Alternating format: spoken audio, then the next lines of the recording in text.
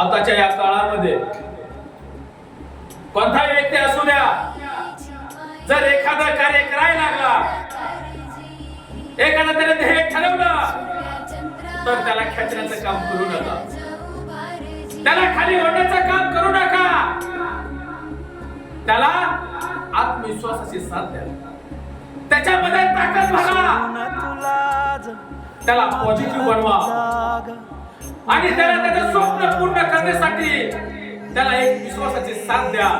त्याला खाली खेचण्याचं काम करू नका, त्याला पायात पाय घालण्याचं काम करू नका. म्हणून मला एक कविता अतिशय छान आठवली. फक्त लढ म्हणा, फक्त लढ म्हणा. ओळखलं का सर म्हणा, पावसात आला कोणी. ओळखलं का सर म्हणा, पावसात आला कोणी. कपडे होते कसपलेले, केसावरती पाणी. क्षणभर बसला, नंतर हसला, बोलला वरती पाहुण्या. गंगाबाई पाहुणे आली, गेली घरण्यात राहून. बाहेरवाशी पोरीसाठी चार भिंतीत नाचली. मोकळ्या हाती जाईल कशी, बायको मात्र वाचली.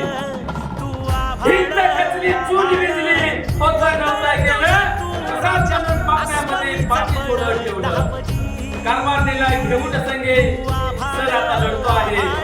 चिखल गाड करतो आहे, पडकी भिंत बांधतो आहे.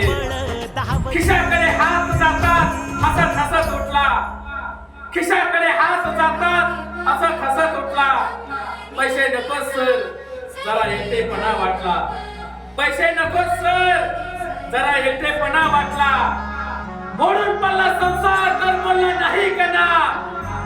मोडून पडला संसार, तर बोलला नाही कना. पाठीवरती हात ठेवून फक्त लढ म्हणा, फक्त लढ म्हणा, फक्त लढ म्हणा. एखाद्या व्यक्तीची तुम्ही परीक्षा घेऊ नका. अरे जर एखाद्या संकटात, एखाद्या अडचणीत सापडला, तर त्याला साथ द्या, सहकार्य करा. त्याला लढण्यासाठी पाठबळ द्या, सहकार्य करा. तुमच्या साथीनं, तुमच्या सहकार्याने तो यशस्वी होईल आणि यशाच्या शिखरावर पोहोचल्याशिवाय राहणार नाही. एवढंच या शिखरात सांगतो आणि इथंच थांबतो. धन्यवाद.